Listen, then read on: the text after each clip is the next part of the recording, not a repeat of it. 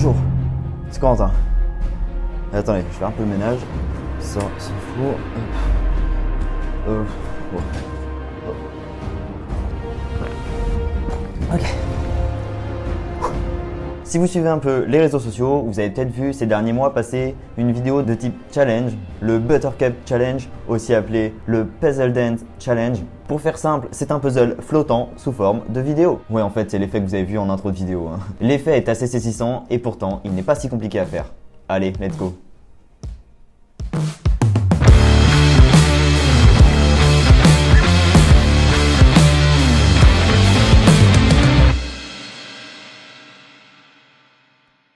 Avant de commencer, voilà 2-3 petites informations à savoir pour réaliser cette vidéo. Il va falloir que votre plan soit fixe. Donc posez votre caméra sur un trépied, sur une table ou quelque chose du moment que le plan soit fixe. Ensuite, placez votre sujet dans le cadre. Faites en sorte qu'il y ait un peu d'espace autour de lui et faites-lui faire son plus beau pas de danse. Non, je rigole, ça c'est dans les challenges TikTok. En réalité, faites ce que bon vous semble, tant qu'il y ait un plan fixe et un ou plusieurs sujets en mouvement. Maintenant sur Final Cut, glissez votre plan et commencez à repérer tous les passages où vous allez découper des pièces de puzzle entre guillemets. Dans la vidéo, je vais prendre ma tête. Ouais, il y a mieux. Ensuite, mon bras, quand il est à peu près ici. Le masque. Ouais, lui c'est obligatoire. Un petit coup du flamant rose, qui est juste ici. La boîte du stabilisateur, évidemment. Et allez, ça en bonus, le verre d'eau. Allez, c'est parti, faisons la première pièce du puzzle. La première étape, c'est de trouver quel est le plan, quelle est l'image qu'on va détourer, quelle est l'image qu'on va voir flotter finalement.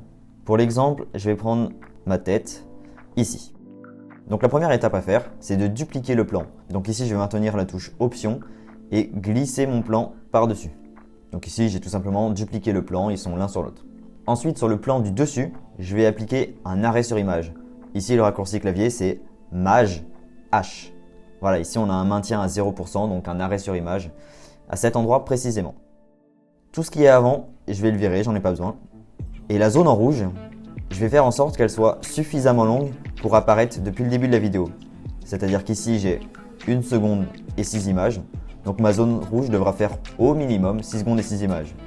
Bon, vous embêtez pas, prenez un plan large. Glissez ensuite votre plan jusqu'au début.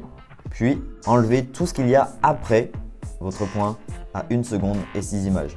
Donc en gros, pour l'instant, on a un arrêt sur image et la vidéo qui démarre à 1 seconde et 6 images. Je vais zoomer un peu et je vais lui ajouter une image de plus. Bon, c'est juste que l'effet rendra mieux comme ça. Ensuite, vous allez donc sélectionner votre arrêt sur image et vous allez aller dans les effets. On va aller chercher le fameux masque de tracé. Celui-ci. Vous allez l'appliquer sur votre arrêt sur image et vous allez détourer votre pièce. Donc pour être plus précis, je vais me permettre de zoomer sur ma tête et je vais commencer à la détourer.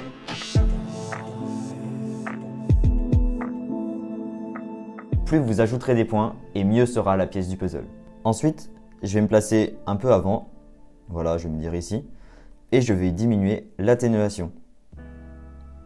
Et un tout petit peu l'adoucissement. Voilà.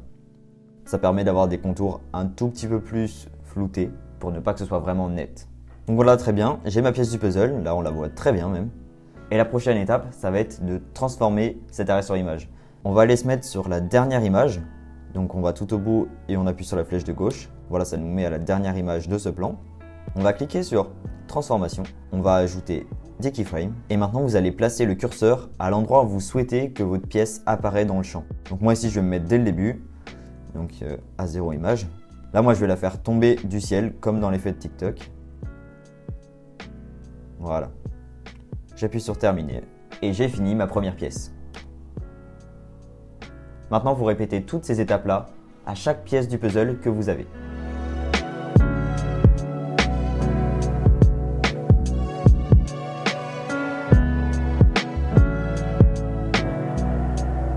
Et voilà le travail. Après coup, j'ai même fait finalement 7 pièces du puzzle.